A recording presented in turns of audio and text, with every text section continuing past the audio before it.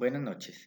El objetivo de este video es mostrarles y explicarles un poco el concepto de límites de cambio aceptable, todo lo que tiene que ver con indicadores de monitoreo y qué es lo que vamos a hacer para el desarrollo del trabajo final. Entonces, lo primero es tener en cuenta qué es el monitoreo y para qué se hace. Pues lo que se dice es que el monitoreo es el estudio regular o continuo del estado de los valores objetos de conservación de un área y de los factores que pueden afectar el comportamiento de dichos factores. Se desarrolla mediante una serie de mediciones que se hacen a lo largo del tiempo, digamos de uno o más elementos particulares, o sea, de algunas variables, cuyo propósito es orientar y verificar el éxito de las acciones de manejo. O sea, lo que pretendemos aquí es mirar que lo que vayamos a hacer hacia el futuro, pues tenga una repercusión como tal en esas variables que estamos analizando. Otra definición es el concepto de indicador, simplemente es una variable o una relación entre diferentes variables o índices cuya medición se puede obtener referencias sobre la evolución del sistema en el que está inmerso. Es decir, que estas variables son sensibles a cambios y a tendencias en tanto a la acción humana o también de tipo natural. Entonces, esos indicadores nos permiten medir variables que puedan ser susceptibles a cambios. Eso es, digamos, lo más relevante. Por otro lado, entender que hay diferentes metodologías para la formulación de indicadores. Nos vamos a enfocar en una de las más comunes que implica tener indicadores de estado, de presión o respuesta. Esto es básicamente una metodología que se conoce como metodología PER, por la P de presión, E de estado y R de respuesta. Bueno, entonces, qué son los indicadores de estado? Pues como su nombre lo indica, permiten medir el estado actual de un ecosistema o de las especies o de una situación biofísica dada. Los indicadores de presión lo que miden básicamente es la actividad humana, la actividad antrópica y cómo estos ejercen presión sobre ese recurso natural. Los indicadores de respuesta ya son más de tipo de manejo, es decir, la aplicación de diferentes estrategias o de diferentes sistemas sostenibles de manejo en el turismo, por ejemplo. Entonces, ante alguna medida de manejo, ¿cuál es la respuesta de ese ecosistema o de ese fenómeno biofísico que intentamos medir? Bueno, ya digamos lo que necesitamos hacer para continuar con la metodología de capacidad de carga, y ya en esta etapa estamos es más bien mirando el monitoreo que le vamos a hacer a esos impactos del turismo. Pues lo primero que tenemos que preguntarnos es qué es lo que vamos a monitorear. Por un lado, es importante desde el visitante medir o monitorear cuál es su actuación, cuál es su comportamiento en un lugar, cuál es el impacto en sus procesos educativos a través del turismo. Y desde ese punto de vista, pues mirar como cuál es la actitud del visitante y las acciones o actividades que realiza. Recordemos que estamos hablando de sostenibilidad en el turismo, y en el turismo sostenible el turismo debe ser controlado y dirigido, ¿sí? Entonces, por lo tanto, vamos a evaluar al visitante desde una actividad guiada, dirigida, etc. Por otro lado, desde el destino o territorio, hay que monitorear, digamos, a grosso modo, la comunidad anfitriona, donde vamos a mirar cuáles son esos cambios en su economía, en sus valores sociales y culturales, pero también en el entorno biofísico de esa comunidad anfitriona. Asimismo, vamos a monitorear o a revisar o a analizar el comportamiento o el estado de los atractivos y de los servicios turísticos, cómo estos generan o no impactos positivos o negativos y cómo estos van cambiando a lo largo del tiempo. Entonces, en pocas palabras, eso es lo que pretendemos monitorear, tanto al visitante como al destino, desde la comunidad anfitriona, desde el entorno biofísico y desde los atractivos y servicios turísticos que se manejan en ese destino.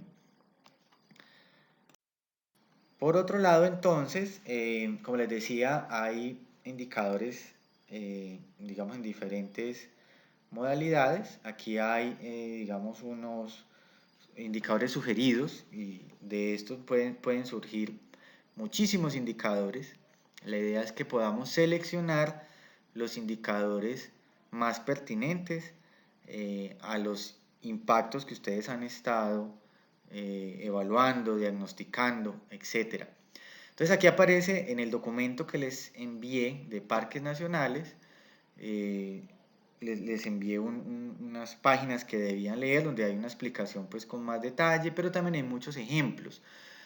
Por ejemplo, en este cuadrito se menciona algunos de los indicadores más usados y también en esta parte de acá, digamos, qué tipo de indicador es, si es un indicador de presión, de respuesta, de estado, etc. Entonces hay algunos ejemplos de cómo se miden, hay unas fichas de monitoreo, etc. Entonces, por ejemplo, acá hay este tipo de indicadores, son más para la dirección y control en la planta turística. Hay otros indicadores que se enfocan en el turista, pues aquí aparece cada indicador y si es de presión, estado o respuesta. También, por ejemplo, aparecen desde el componente sociocultural, algunos impactos socioculturales, desde la plataforma natural del destino, pues cuáles indicadores se sugieren y bueno, y si son de presión, estado o respuesta, en este caso son de estado. Bueno, como les venía diciendo en clases anteriores, pues veníamos trabajando o revisando la metodología de capacidad de carga turística que se ha consolidado como un híbrido de otras metodologías. En el documento que les envié, que es de parques nacionales, entonces ellos primero muestran la parte de Miguel Cifuentes, la capacidad de carga turística, que ya vimos, y ahora estamos revisando la otra metodología que es la de límites de cambio aceptable. Parques Nacionales la ha fusionado, por eso la llama capacidad de carga aceptable. Simplemente es la fusión de los dos elementos. Entonces en esta etapa, que es la etapa del monitoreo, por eso aparece como quinto paso. Los otros 4 pasos pues son los de capacidad de carga como tal. Entonces, aparece así como quinto paso, formulación de preguntas e hipótesis de investigación. O sea, lo primero que tenemos que preguntarnos es qué es lo que vamos a monitorear, qué es lo que nos interesa medir, qué cambios o qué impactos son los que necesitamos analizar. Desde ese punto de vista, aparece una pregunta de investigación. Como segundo paso, pues se diseña o se planifica cómo se va a contestar esa pregunta de investigación, qué información se va a recolectar para poder levantar dicha información y al final pues poder resumir y analizar los resultados que se vayan a obtener. Como tercer paso, pues analizar o reflexionar sobre qué fue lo que se encontró, qué se podría hacer, cuáles son las posibles causas y bueno, en general, qué podemos o qué medidas de manejo podemos plantear para tomar acciones sobre este tema. Como sexto paso, aparece en la metodología y la idea es que ustedes también lo incorporen, es la selección de indicadores.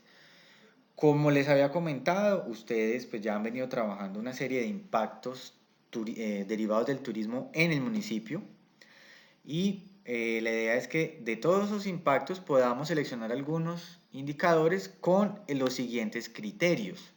Deben ser indicadores de los cuales se cuente con información de referencia, que el indicador nos muestre lo que realmente queremos saber, que el indicador esté directamente relacionado con las actividades turísticas, que ese indicador sea claro y fácil de medir, que sea de bajo costo, que sea factible de medir a lo largo del tiempo, que su interpretación del resultado sea fácil y clara, bueno, entre otras variables. Entonces, en el documento aparecen unos criterios, lo que necesito es que ustedes analicen qué criterios utilizaron para seleccionar los indicadores que van a seleccionar. Pues que hagan como una revisión, una lista de chequeo y una sustentación del por qué esos son los indicadores que ustedes seleccionaron. Entonces, repito, en el documento hay una batería de indicadores, son muchísimos los indicadores, ahí aparecen si son de estado, de presión de respuesta, unos indicadores pues sugeridos para los diferentes ámbitos o tipos de ecosistema, por ejemplo, para nivel marino, a nivel costero, y bueno, a nivel continental, que serían más los que aplicarían para nosotros en el territorio. Por ejemplo, a nivel de estado, uno de los indicadores es el tamaño poblacional, es decir, la abundancia o la cobertura de X o Y especie, la distribución espacial, la estructura demográfica de X o Y especie objeto de conservación, por ejemplo, analizar la talla, o sea, el tamaño, ¿cierto? Los procesos ecológicos, o sea, el porcentaje, por ejemplo, de suelo desnudo en zonas de camping. A nivel socioeconómico, por ejemplo, el número de empleos directos generados por la actividad turística, la variación de la cantidad de recursos que el ecoturismo aporta al área protegida, bueno, entre otros. Son solo algunos de los ejemplos que se plantean en el documento. Para presión, por ejemplo, hay otros números de evidencias de residuos sólidos en sitios críticos, porcentaje de variación de composición de esos residuos sólidos, número de visitantes por sendero o sitio con la capacidad de carga turística que ustedes ya se han aproximado a ese dato, bueno, entre otras. Y de respuesta, por ejemplo, variación en el nivel de satisfacción del visitante, eh, calidad en los servicios turísticos, la calidad del guía o el intérprete, bueno, entre otras indicadores sugeridos. Y por último, lo que necesitamos también definir son los umbrales o límites aceptables de cambio, es decir, cuáles son, hasta qué punto podemos nosotros aceptar un cambio. Sabemos que toda acción humana genera impactos, que esos impactos pueden ser económicos, pueden ser sociales, pueden ser ecológicos, también que esos impactos pueden ser positivos o negativos. Pero digamos que necesitamos definir y aceptar hasta qué punto permitimos algunos impactos, eh, o en qué punto esos impactos ya se vuelven inaceptables. Ya el ecosistema realmente tiene una presión demasiado grande como para permitir que la actividad turística se siga desarrollando de la mejor manera. Entonces, para poder definir esos umbrales, es importante tener una información base, ¿sí? De todo el diagnóstico que ustedes han venido levantando. También es importante poder tener el aporte o la consulta a expertos, a especialistas en esos temas. Eh, Esto no se hace solo en un escritorio, como ya lo hemos dicho. En algunos casos es necesario pues tener unas reuniones con el equipo de trabajo con el que estemos trabajando para poder definir esos umbrales con la misma sociedad hasta donde ellos mismos podrían o no aceptar que un cambio pues ya se vuelve inaceptable. También en ocasiones es importante hacer unos monitoreos preliminares o premonitoreos como un simulacro, digámoslo así, para poder ver cómo se está comportando ese indicador y poder plantear pues unos umbrales como tal. Y finalmente, con toda esa información, pues poder plantear un estado deseado, o sea, unos umbrales deseados. ¿Cómo se Entonces, en ese mismo documento aparece pues cómo sería, por ejemplo, plantear un umbral óptimo en el cual se plantee, por ejemplo, un porcentaje aceptado, ¿sí? Mínimo, básico de cambio hasta el cual pues todavía uno puede plantear que la actividad turística pues no genera mayores impactos. Eh, Aceptable, digamos, ya donde hay unos cambios que hay que tener cuidado, estar atentos, y digamos, bueno, un aproximado, ¿cierto? Un 70, un 50% de esos cambios. Y finalmente, pues ya cuando algo se vuelve inaceptable, pues, digamos, pasa de un porcentaje. En este ejemplo se plantea de que más del 50% en el cambio ya se vuelve inaceptable y eso implica tomar medidas mucho más drásticas, por ejemplo, cerrar el sendero, no permitir la actividad turística, bueno, entre otras medidas de manejo que se puedan plantear. Entonces, por ejemplo, uno puede monitorear, por ejemplo, el comportamiento de alguna especie en particular, ¿sí? Por ejemplo, el mono aullador en Neotun quimbaya. Y hemos visto que ya algunas especies se han empezado a observar cerca, acostumbrarse a la presencia humana. Entonces es como poder monitorear y medir en qué momento ya la especie está demasiado impactada por la acción humana y tomar medidas y decir, bueno, no, ya esta especie se está saliendo de control en su comportamiento, vamos a parar o vamos a cerrar durante un tiempo para dejar descansar esta especie. Entonces digamos que de eso se trata la definición de esos umbrales o indicadores para el monitoreo de impacto. Bueno, acá hay más ejemplos de cómo esos indicadores, de los cuales ya mencioné, esos indicadores se les puede presentar un umbral. Entonces, la idea es que ustedes revisen ese documento y con base a ello y a lo que ustedes lograron identificar en el diagnóstico, se basen en esos ejemplos para plantear algunos indicadores y los umbrales de cambio que se pueden presentar, ¿cierto? Por ejemplo, acá hay un ejemplo, dice número de decomisos de flora y fauna. Con un decomiso de fauna y flora al mes es como lo aceptado. Más de eso se deberían tomar medidas de manejo. Otro ejemplo, número de evidencias de basura. La producción de número de evidencias de basura tiende a disminuir. Entonces, ese es el umbral que se planteó en este caso, una disminución. Si el umbral de residuos sólidos no disminuye, entonces ahí hay que tomar medidas de manejo. Entonces, como ven, los umbrales pues, deben ser en lo posible numéricos, deben ser en lo posible porcentuales o también simplemente descriptivos. Lo importante es poder plantear en qué momento se genera una alerta y se deben tomar medidas de manejo. Bueno, y ya lo que ustedes deben entregar para esta semana es simplemente una hoja metodológica por cada indicador. La idea es que tengan por lo menos 3 indicadores, 3 a 5 máximo de todas las posibilidades de indicadores que puedan tener. Y de cada indicador poder pues, describir el por qué lo seleccionaron con base pues, a los pasos que ya les mostré anteriormente. Y esta ficha o hoja metodológica de cada indicador. ¿Para qué sirve esta hoja metodológica? Para que las personas que realizarían el monitoreo puedan realizarlo, digamos, de una manera más, digamos, con los parámetros indicados y que no midan cualquier cosa, de cualquier manera, sino que haya un estándar de cómo medir ese indicador, de cómo interpretarlo. Entonces aquí hay como unos casillas que deben diligenciar qué es lo que lleva cada ficha. Entonces el nombre del indicador, una breve descripción, cuál es la pregunta a solucionar, aquí digamos hay unos ejemplos, cuál es la hipótesis de investigación, es decir, cuáles serían las posibles respuestas a esa pregunta de investigación. La unidad a medir, o sea, cómo se va a medir, si es en kilos, si es en número de especies, si es, digamos, el número de personas por día, o sea, cuál es la unidad de medida. La periodicidad, cada cuánto se va a medir ese indicador. Hay algunos indicadores que se hacen mensual, o que se hacen una vez al año, o que se hacen cada semestre, o que se hacen en temporada alta y otra en temporada baja. Bueno, ¿cuál es la periodicidad ideal para medir ese indicador? Áreas de valor, pues simplemente el lugar donde se va a hacer esa medición. Por ejemplo, en los senderos, por ejemplo, bueno, donde hayan puntos críticos como tal.